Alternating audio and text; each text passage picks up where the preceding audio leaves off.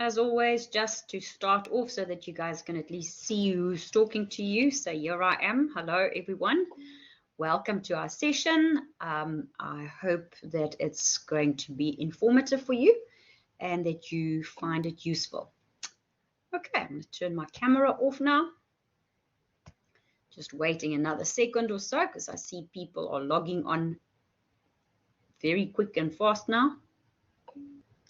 Hi, Joe. Chris here. How are you? I'm fine, thanks. And you? Good, thanks. Just wanted to ask, can we go ahead and download this, Yes, you the may. slides? Perfect. Thanks so Yes, much. we can definitely.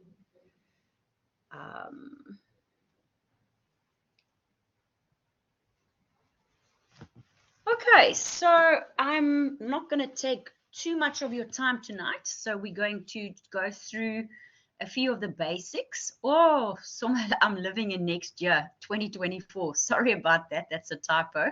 It's definitely not 24, it's 23. So what I'm planning to cover with you today would be the following. We're going to just have a quick chat about communication. I'm going to give you some feedback on assignment 1. I'm not finished marking everyone, so it takes quite a while before you guys actually get to see your marks because I've got to mark it, then I've got to submit the marks, then it gets double checked to see that there's no errors.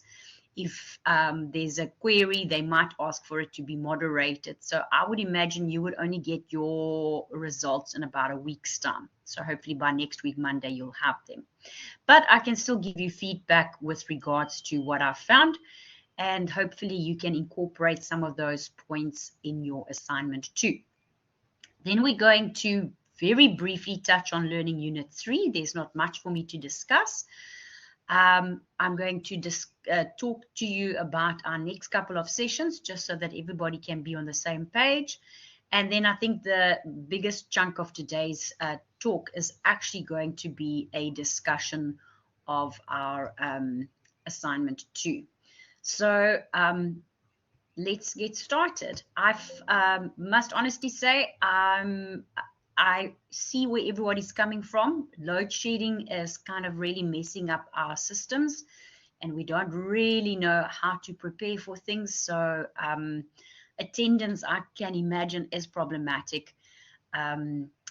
I do know from our WhatsApp group earlier today, a few students have, or 2 students at least, have indicated that they've contacted Inez. She is our program manager, and ultimately she will be the one that's going to make the decision. So I think it's quite good that we've reached out to her. From the responses on WhatsApp, I've been told that she's on leave at the moment. So don't worry about it. When she's back, we will definitely find out what to do. So let's get started. With regards to communication, I still find people posting emails to me on VC Learn on the system. And it is really difficult for me. I don't, like now, when I open the session, I see that there is an email in one of the groups. In the past, when we did a lot of online teaching, with our contact campuses as well, I would be on every single day. Now that we no longer work on the systems, we're no longer doing online teaching, I go onto VC Learn probably once a week or something like that, because I do all my planning and prepping off the system. So if you send me an email on the system, I will respond to it, but it's not going to be a timeless response. So it's much better for you to please make use of either one of the 2 email addresses, as you can see on the front. Those pop up on my phone, so I immediately am aware of a problem and I can try to get that sorted out. I do know we've had quite a few new people that have joined, and maybe they're not on the WhatsApp group yet. If that is the case, also send me an email and ask me to please send you the link to the WhatsApp group, and I'll gladly do that. And that's basically what I have to say about communication.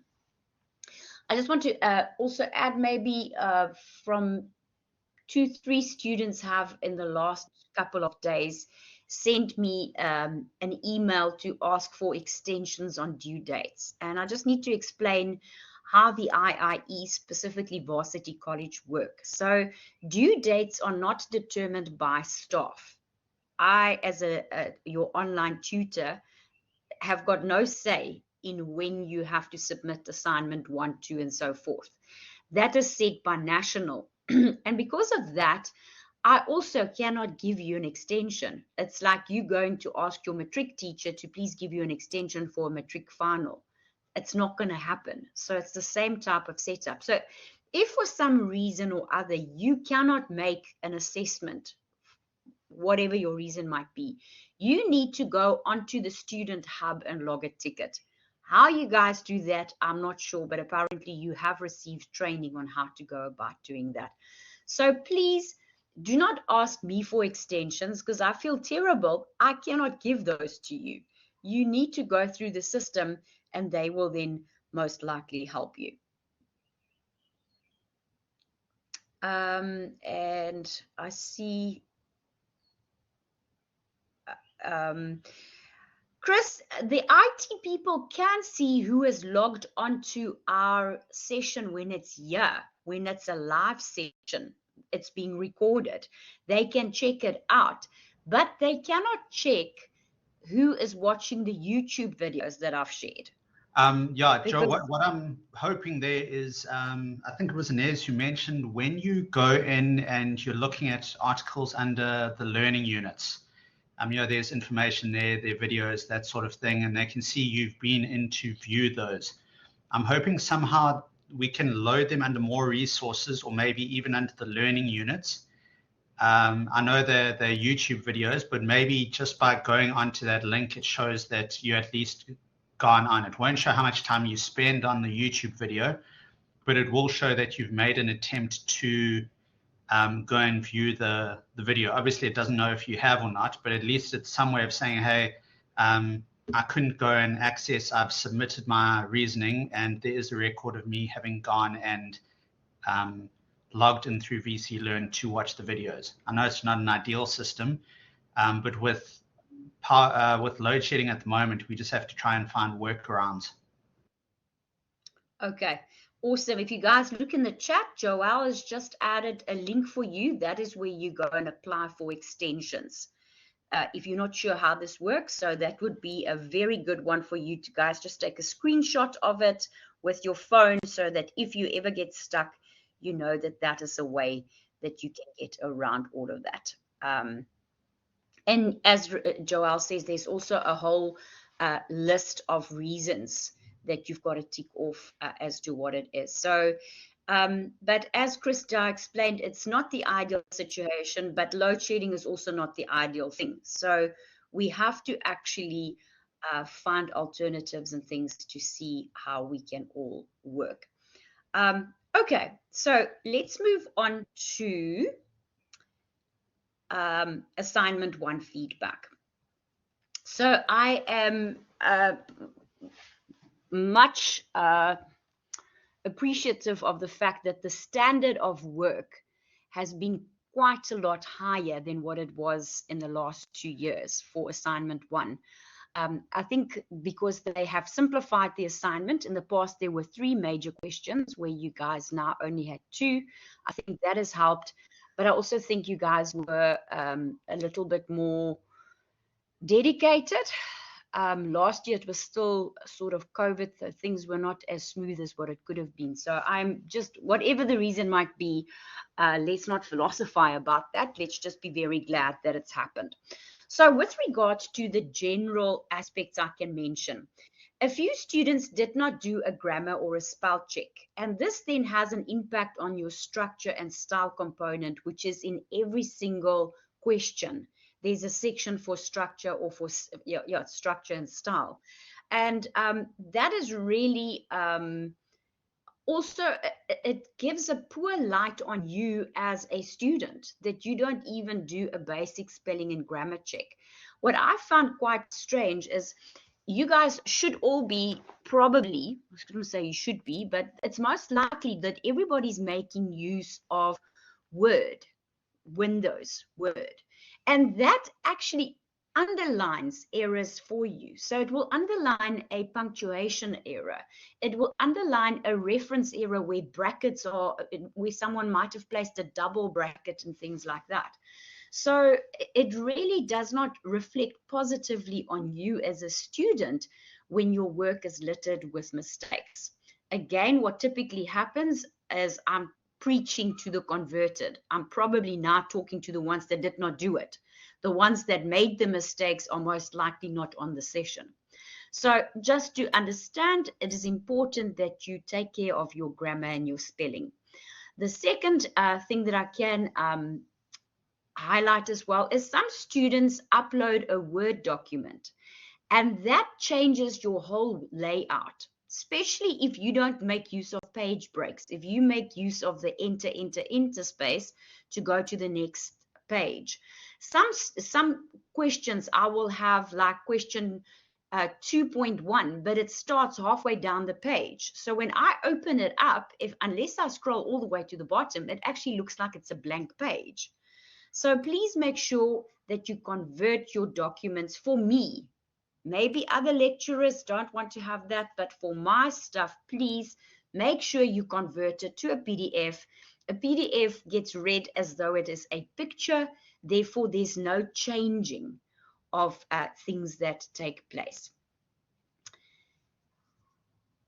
So with regards to referencing, so many students still have referencing problems, not nearly as bad as it was in the past, so I'm quite happy about that. Please take note that although you are allowed to reference YouTube clips, these should not be the focus of your sources. You should make use of no more than 1 to 2 YouTube references per question. I have marked students that constantly I'm looking like, what on earth is this funny referencing? Just to see that the students are trying to only reference YouTube clips, and those are not regarded as academic sources. Yes, we allow you to reference it, but they should not be the focus.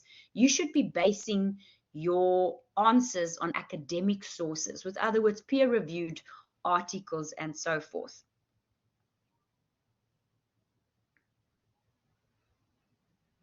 Yeah, so Chris says, create an assignment template where the table of contents, page numbering, hanging references, and so is already there. Do you want me to create one, or do you say each person needs to create one? Sorry, I'm just saying each person should create one. Okay, so if someone has created a template and not answered question 2 yet, please feel free to share it on the WhatsApp group. I think it will help, especially for those that struggle with technology. It could be a lifesaver. And I have had, on that note, students being quite frantic about their high similarity report. I actually open the reports up.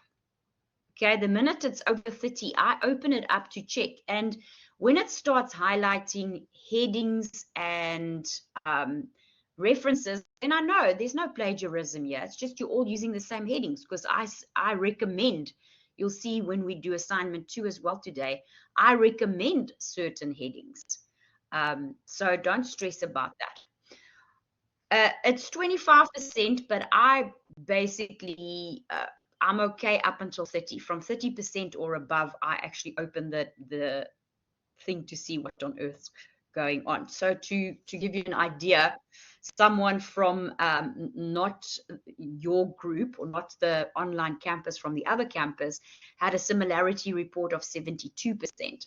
So when I opened it up, there were quite a lot of headings and references, but there were also paragraphs. So a similarity report is highlighted, and it shows me like paragraphs of writing.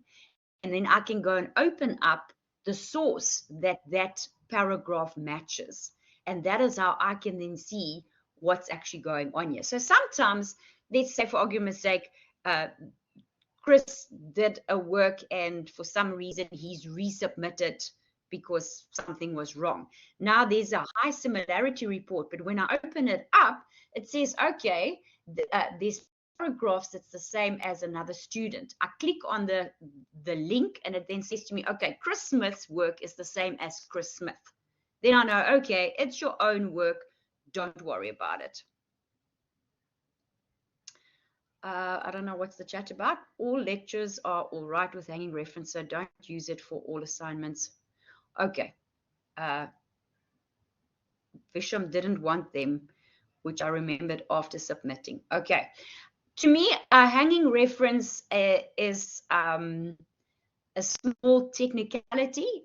Some universities use them, some don't. I don't think it's important that you have to have it hanging. There are certain things that have to be, though. You need to have a space between them. They have to be alphabetical. They cannot be numbered. They cannot be bulleted. Those are kind of like just the main important rules when it comes to referencing. So yes, I agree with Jennifer. It's generally the academic practice, but I'm actually doing a reference workshop tomorrow for the School of Education at another campus.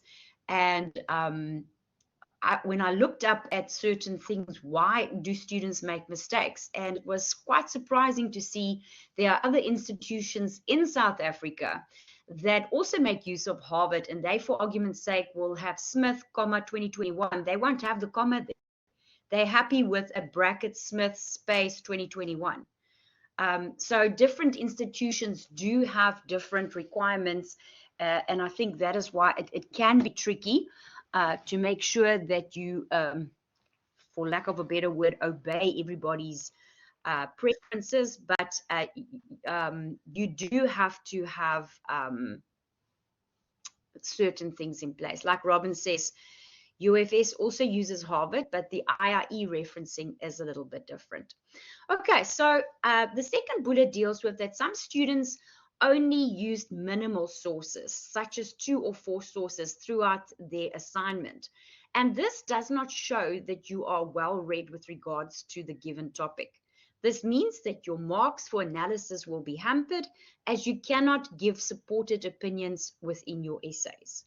I do the first thing when you guys get access to your assignments, and you'll see where they are. On another day, I'll have to, if need be, make a little video to show you where to find something.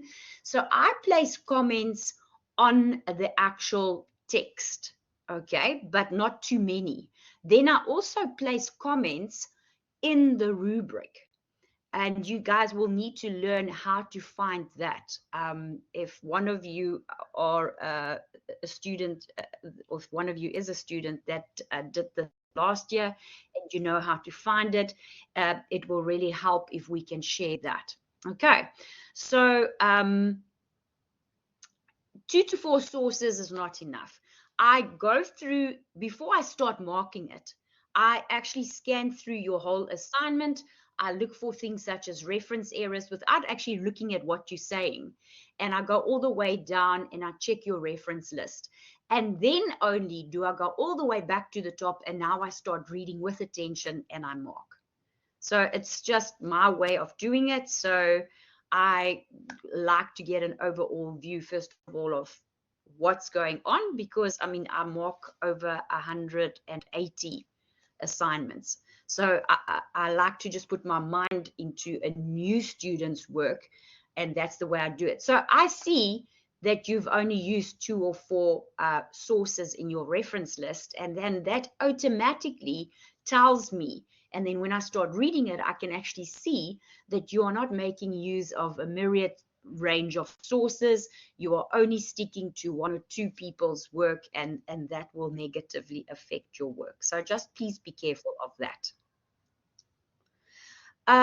Deborah, for normally, if I taught you, yeah, you are Rosebank taught you, because I currently lecture at Rosebank. So, and Jennifer says 10 years. It depends on the module. So in my research module that I lecture at campus, they are not allowed to be older than 5 years. But that is because it's research. For foundations of education, there's no limit. So quite a few students in assignment 2 will probably use Paulo Freire's work, which was published in 1970. And you can find the original work because it's been scanned, so you can find it online, and that's perfectly fine. So I'm not stuck on age for that, but for a research module, that would be a different setup. Okay, so question 1, what were the 2 problems that we got? The theoretical clarity of this question was not always clear, and students lost marks because of that.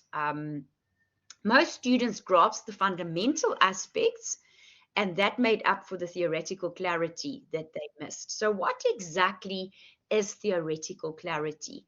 That is where you can actually easily jump between idealism and realism. And this is what this school is, but this actually differs from that because you had to contrast the two.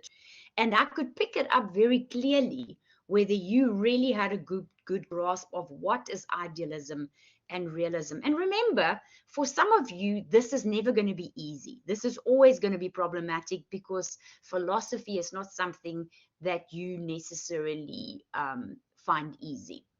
Okay, so Chris has added in the comment, must the reference be at the end of each sentence, or can a paragraph not copied and paraphrased? Yes, please, please, please. That's one of my major gripes that I'm having with the lecturers tomorrow, is you cannot reference every single sentence because then you're not giving me anything that is your own opinion. So you do really have to paraphrase first of all. And you do not just do them at the end of the sentence. You will have lecturers that actually subtract marks if students only reference at the end of a sentence, because then you are simply, we call it, you tagging on the reference at the end. So one way that you could do it would be such as, according to Smith, 2021 in brackets, idealism is a positive aspect to practice in the class. Now I've started off with it. The other way we could do it, which I think you all know how to tag it on at the end, is where I go ahead and I will explain something such as idealism in the classroom can be very positive and da-da-da-da-da-da, and then I go Smith 2021 at the end. Then I have referenced it at the end. You can also do it in the middle of a paragraph. So to me, if you really want to be good at what you do, you actually alternate. Not like 1-1-1. You vary the way you reference. Don't just use one method the whole time, because that's also not very academic. Yes, you're going to have to reference a center that's not your own work. So you could then, like the example I would say, according to Smith, open brackets, blah, blah, blah, then go full stop. I feel that da, da, da, da, da, da. Now, that's your opinion that you're adding, and there's no problem with that. Okay, so Monine says, how I learned was, 1, what the theory is, support by someone else, what your ideas. Yes, perfect. That's a very, very good way to go about doing this.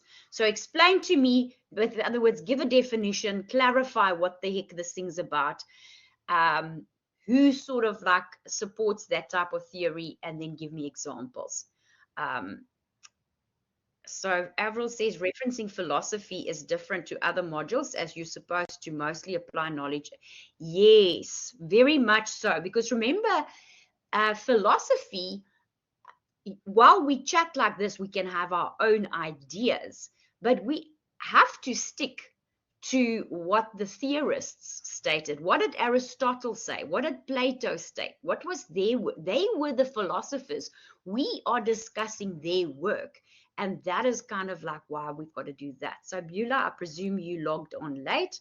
I had to take a guess. I would say your marks will be available in a week's time.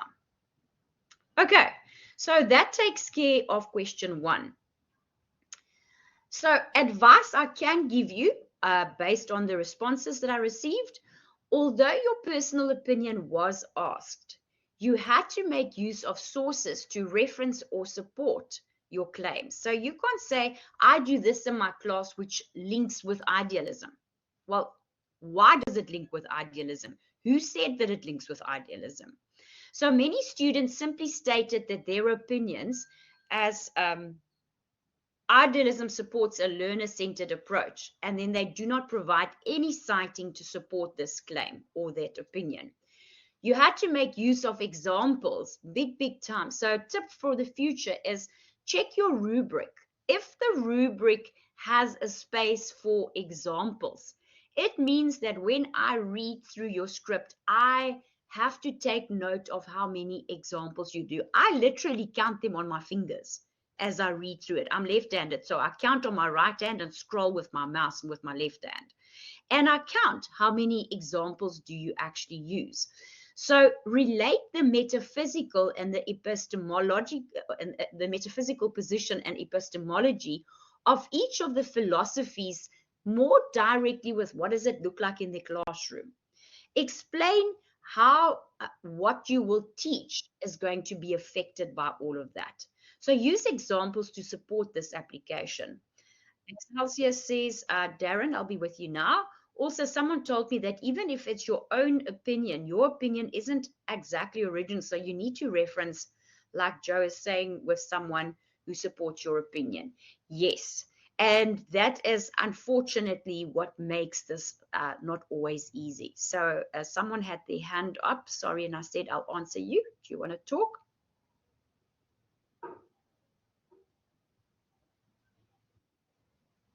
Oh, okay. No problem.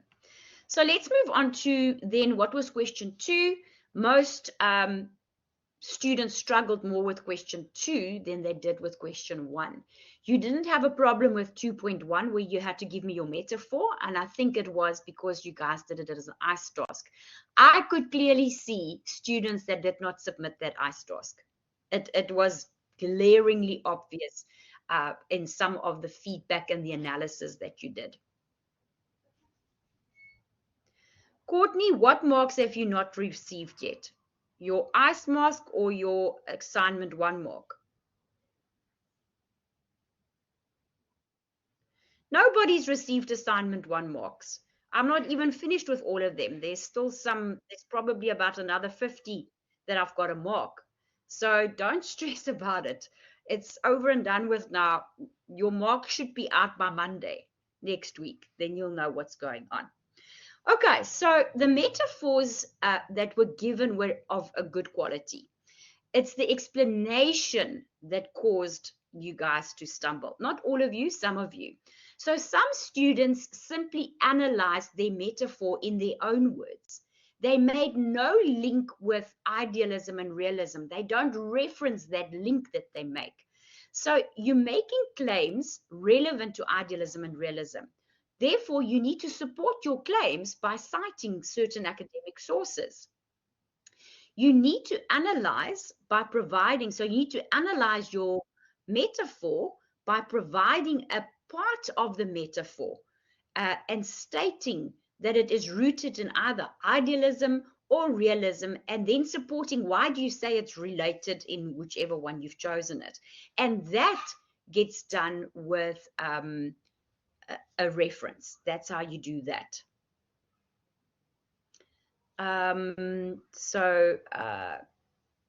Robin says, where can you find classroom examples if you have no experience? You don't have to have experience. You've got to say to me, in the classroom, how would you do that? So if you have, okay, it's bad for me to give you examples because I've got like 20 odd years of experience in the classroom. So it's not really fair for me to do it. But there are so many examples that tell you things. So let's say, for argument's sake, one of them claims to be a learner-centered approach. They push a learner-centered approach. Then you can say, this means that when I teach whatever subject you're planning to teach, so let's say when I do a business studies lesson, I will let the focus be around what the children are doing or the learners are doing rather than just what I am saying. So that is kind of like what it's all about. Okay. So as Chris is saying there, you guys will be fine. Don't stress. You're going to be okay. then the next section that I'm going to look at is Learning Unit 3. So I'm not going to actually, we did a bit of this in our previous Collab session. I'm not going to touch on the rest. I think quite a few of you have got Lindy Kretzman. She's one of the OTs, the online tutors in the PGCE space. And she created amazing videos that I've shared all the links for you on under more resources. So go have a look at her videos. She explains the various philosophies really good.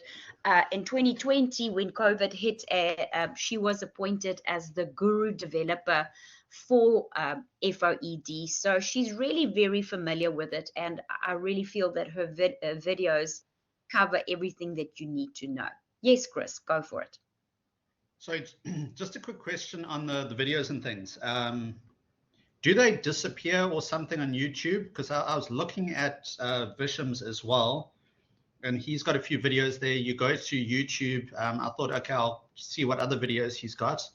You click under videos and there's nothing there. I know it's slightly unrelated, but I'm thinking if Lindy's made other videos, we could have a look at those, maybe your old videos from previous years, that sort of thing.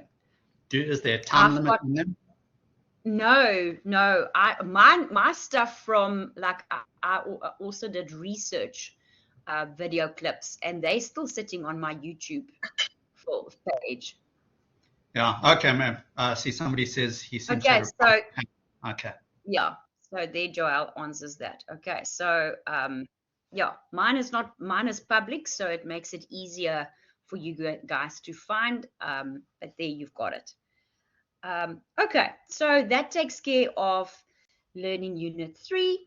Then just a discussion on our next dates. So on next week, Monday at 19:30, we will be having our NSS. NSS stands for National Support Session.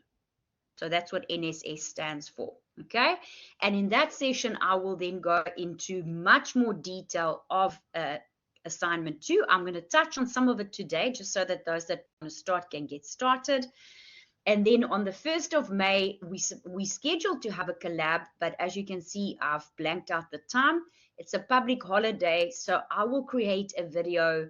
It will probably relate to aspects of assignment 2, because it's the day before the assignment is due. So when students send me emails and questions, I will probably make a video based on that, so that everybody can just feel a little bit more at ease about that.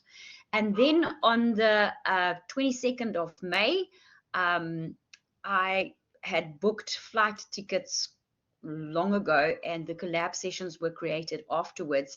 I have cleared this with Inez. By then, we have probably finished the syllabus. So again, nothing major, but I'm happy to make videos that will discuss whatever aspects you want to do. I'll probably ask on the group, is there anything specific you want me to discuss? And I will then be able to do that. It will most likely, the 22nd of May, will be feedback on assignment 2, because by then that one will be in. So on the 5th of June, then we will have our final lab session, in which I will discuss again feedback on assignments 1 and 2 to help you to prepare for the summative. We will also discuss the summative, and on the 12th of June, we will have our national support session 3, which will be based on the summative assessment. Okay, so that tells you very, very clearly what it is that we're going to be doing, and you don't have to feel worried about it. And just an open, I've told my contact students this, but it also goes for you. If you are concerned about referencing, or whether you've written a paragraph and it doesn't quite make sense, it is not ethical for you to email me your whole assignment to go through, because I cannot do it for 180 students. But it is perfectly okay for me, and I think it's ethically fine, for you to send me a screenshot of a paragraph that you've typed and just say, is my reference here correct? Does this make sense? And I'm more than happy to respond as soon as I get the moment to respond to that. But I'm giving you guys that option. You don't have to do it. But as Courtney has now explained, she is nervous about certain things. I know being in an online space is not easy. When I did my coursework for my master's, I found it to be quite disconcerting at times. So I'm giving you the option that if you get stuck and you want to just get clarity on something, you are welcome to ask me.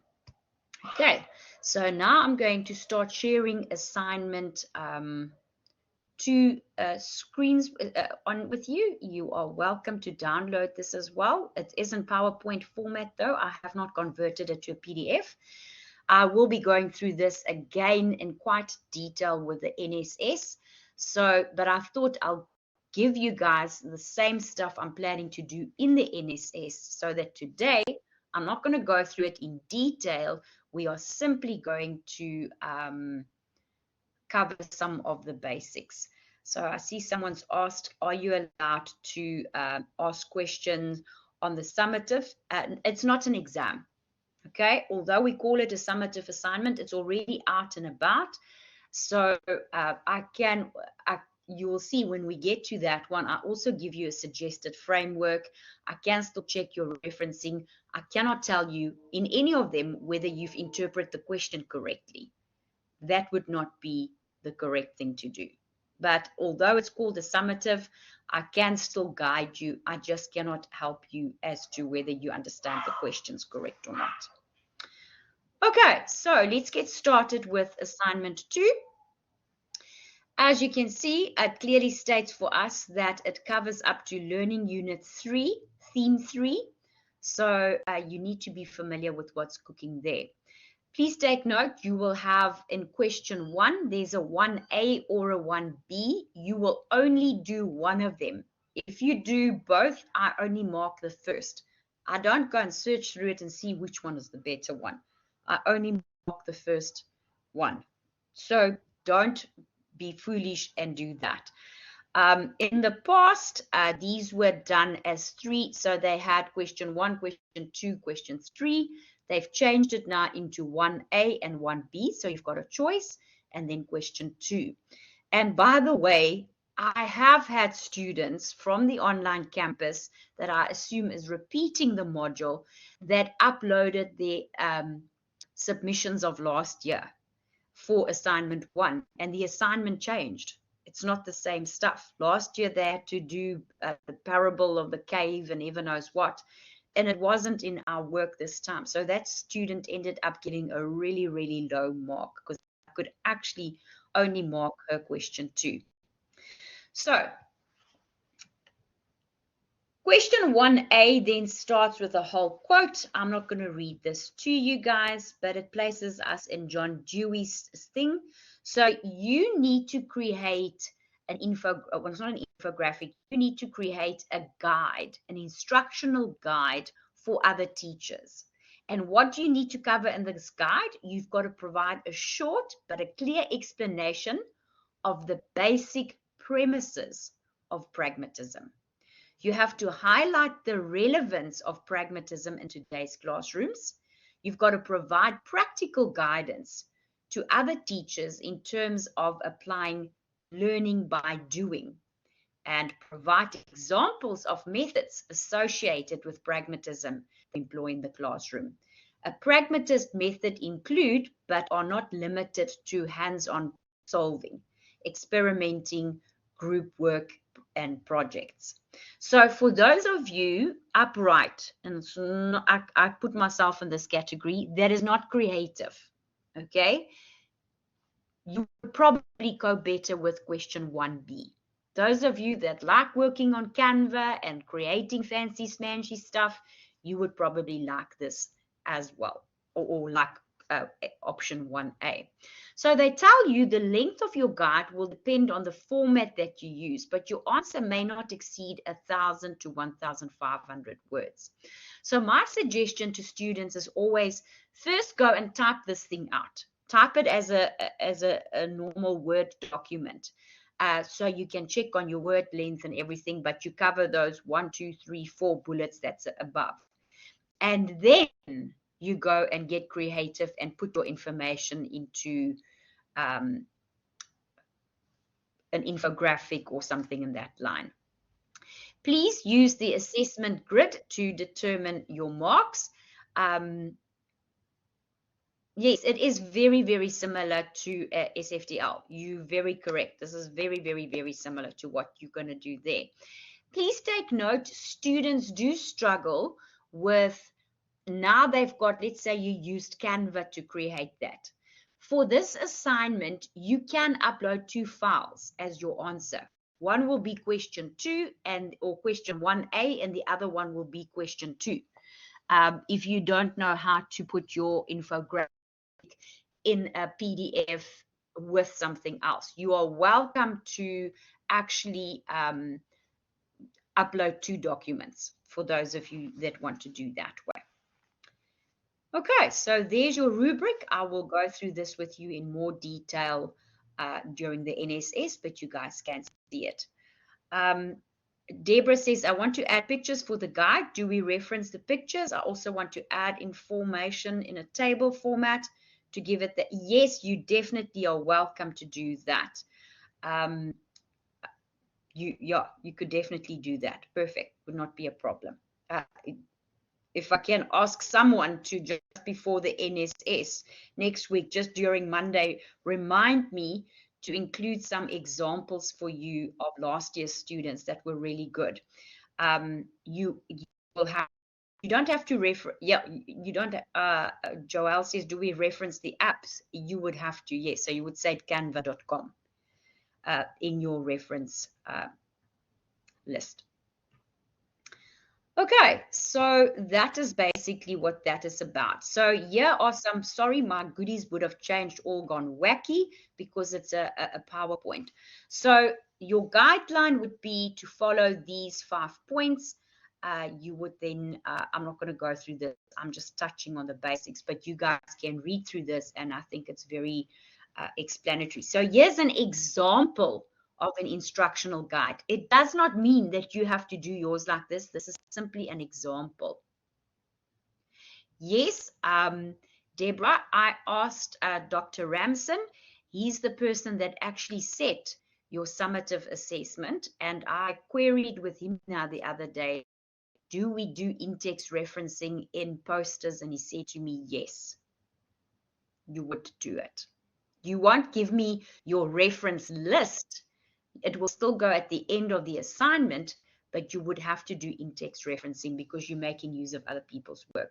So the next couple of slides is simply showing you how that person split their infographic or their guide. Someone's, okay, there we go. So I'm not going to read through it because it's not what's on it. It's just to sort of like give you an example of what these things could look like. Here is another 2 sets of examples. On the left-hand side, you could see how they've put it all in those little blocks and how everything links. If you want to, you can even just do it like the way you did on the right. So there's an example of what the layout could be. Last year, a student actually did it in columns like you would find in a magazine. That is perfectly fine as well. Another student, that's why I'll try to share that with you, but someone needs to remind me to add this to this, to add the examples to this slide, actually had examples of a classroom layout that I thought was really nicely done. So definitely that is what you can do. Okay, so that takes care of 1A. So 1B deals with specifically Nell Noddings. So she is a lady that has done a lot of work on care theory. So this is based on her work. So we start off with a scenario. There's bullying that's taken place at school. So again, I'm not going to read through the scenario. We'll go through that in the NSS in detail next week. But there's a scenario of something that's happened at school. Now, this is what you've got to do. Based on the elements of relational caring that Noddings addresses in the article, and they are the following. Number 1, listening. Number 2, thinking. And number 3, creating a climate for caring. So you need to use those 3 and write an essay in which you apply these elements within the context of the scenario. So very similar to who was the person that earlier said to me examples so nicely. Number 1s and 2s and goodies in it. Oh, Muneen. Basically, so you're going to explain what is listening, you're going to define it a little bit and carry on about it, and then you're going to link it to the scenario that they've given you. Explain how you will use each of the elements, those 3, in approaching and addressing the dilemma that's set out in the scenario. Your explanation must include an overview of each of the elements and its role in applying relational caring. Use examples from the scenario to illustrate and support your arguments. Again, your work is supposed to be 1,000 to 1,500 in length. Please use the assessment grid to figure out what's cooking. So there is your assessment grid.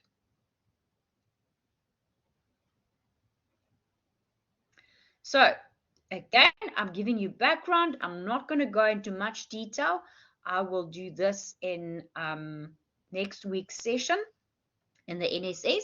So just to get a bit of background knowledge on what exactly is care ethics, you guys can read through this. I'll obviously just talk around these next week, but it explains to you what care, what are the assumptions and all of that. What's the role of the teacher? And then this over here is how I suggest your layout is. So where Chris was saying earlier, create a template for yourself. This is what I would do. I will have an introduction, a discussion, and you could go into more detail like that. And the next couple of slides just tells me in your introduction, this is what you should be having. I'll show you next week. I'll show you a picture of what does it look like. If you remind me later on tonight, I can see if I can send you a screenshot on WhatsApp so that you guys can see it. No, Tabani, if you decide to do it as an infographic, you don't have to indicate your word count because it's going to make your poster not look so good. So in 1B, then this is how you can do your introduction. There's the discussion. This is what's in your conclusion. Okay, now we finished with question 1. So you're going to do either A, the guide on pragmatism, or B, the bullying situation, and you discuss care theory along with that. So now we're going to look at critical education. Now we're looking at Paulo Freire's work. Okay, so you need to familiarize yourself quite a bit with his work.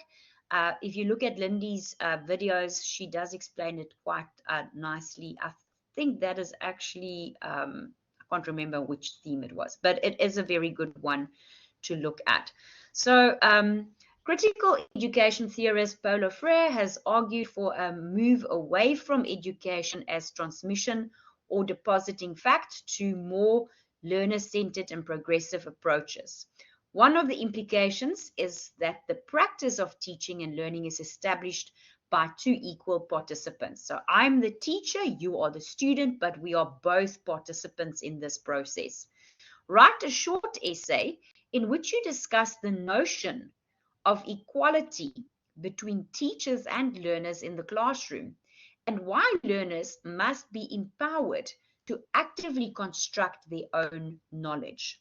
Relate the underlying principles and the implications of critical theory to your arguments. Include examples of particular teaching practices that may embrace democracy. You are required to reference the sources you consult. Your essay should be approximately 1.5 pages or 800 words in length. Please use the assessment grid for question 2 to see what it is that you need to do. So it's about 1.5 pages. It is not that long. I do give you a breakdown for what it is that you need to do. Consider the underlying principles. I've split it up for you so you can basically say, so what is it that you need to do? You need to discuss the principles of critical theory, a discussion of the equality of teachers and learners, also a discussion of how do I create a democratic environment in the class. Why should learners be empowered to construct their own knowledge? Give examples as you go about it. So if we then go and analyze what is this question actually asking of you, there you can see, and I will discuss that in more detail on Monday. So what exactly is critical pedagogy? You can see these for yourself. Yes, you can definitely. It's part of pragmatism as well, but it's slightly more focusing on the democracy aspect, that each person is a participant in his or her own right, and that children need to construct knowledge for themselves, and that we as teachers should not guide them on everything. Yes, they do tie nicely together. So I don't know if I posted it for you guys. I think I've kept the picture for later, where the teacher waters the cans. That picture is the opposite of what's now showing. So the banking model is where kids are these empty vessels that we have to fill with information. That is Freire called this the banking of education. So he's sort of like saying that's not good. Kids are not empty vessels. They come with their own ideas, their own backgrounds, based on their environment. And we as teachers need to take that into consideration when we teach them. So I really like this dude's ideas, since I am the inclusive ed person for the IIE. So I kind of like really understand and support his notions that children aren't these empty vessels. They come with experience and background and so forth. So then we can look at what is the, yes, very much so. Excelsior says it's rationalism as well. So the developing a critical consciousness. So the banking education domination. So where we think that kids are these vessels that we just have to pump full of information. What do they say, and then what do the people that profess that children should be free to make up their own minds, what is it that they basically state? We then discuss what are democratic principles as what Freire applies to it. He talks about the participatory action. You don't have to worry about that, though. I've just added in there. So in your introduction, you would cover the bullets that's on the left-hand side of the screen. You will then have a discussion that covers those bullets. And you will end off with a conclusion. So that gives you an idea of what it is that you need to answer in assignment 2. I've wanted to share the things with you today because you guys should know by now how to download these slides. Because next week when I see you for the NSS, it's the 24th of April. And hopefully by then, a lot of you have worked quite far on this because it's due the next week. So for safety's sake, I thought let me rather share some of this with you up front so that you've got an idea of what it is that you're working towards. And that's it from me for today. So anything else that someone wants to ask? The due date for assignment 2 is the 2nd of May.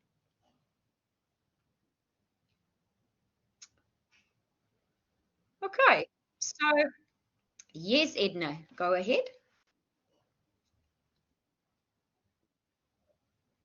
To ask the first, I think it's the question 1 or A and B. It took you, I heard you say something about Canvas. I have no idea how those things work. It's even my first time to hear it. I would see people in the group talking about it, but I don't even know how it works. Yes, so it's actually called, as Robin has put it now on the comment, it's called Canva. Quite frankly, I also don't know how I use it from time to time. I used it to create your module page. So if if you go onto VC Learn, when you see this module, that page, thinking that picture, I created, but I'm by far not an expert on this.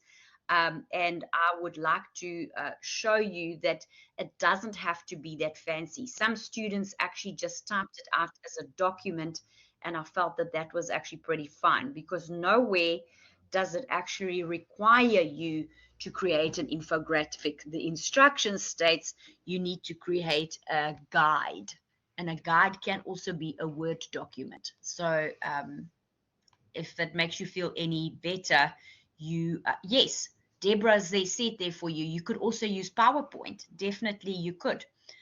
Some students in the past actually just typed it out with headings, and they used that as well. Yeah, Robin's perfect suggestion for you, Edna. Can I use normal smart charts? Because that I'm familiar with. It's similar to what the last examples you've showed us.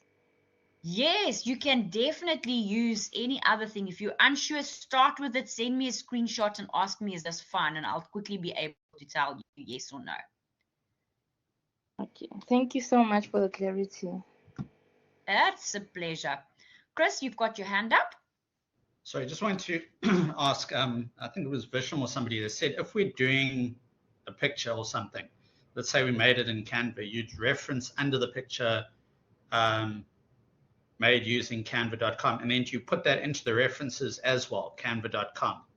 You just put it as, because I checked on the Harvard referencing guide and I couldn't find anything about pictures or applications or anything. So if we could cover that in the NSS, that would be good learning. I actually just added to the bottom, because I think Canva creates it automatically, that says created with canva.com. I think just to be safe, always put it in your reference list. So what some students do, they struggle with the concept of how to put the Canva or whatever program picture in the assignment. So that is why I'm actually quite okay for you guys to upload two documents under the same link. So the one will be question 1A, and then the other one question 2. That's fine. Mishka says you cite it as a website or an app in your references. Correct. Okay, awesome. There is the answer. Awesome.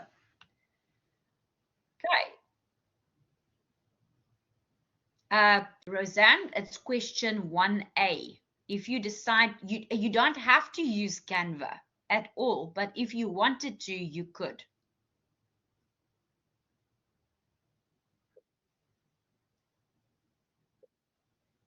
Yes, you can definitely use it as a JPEG and insert it in your Word document. You could also download it as a PDF off Canva, and that will also work. Nathan says, I did it like this last year, and there you've got all the perfect. So that's how Nathan referenced it last year. Very nicely done. Good.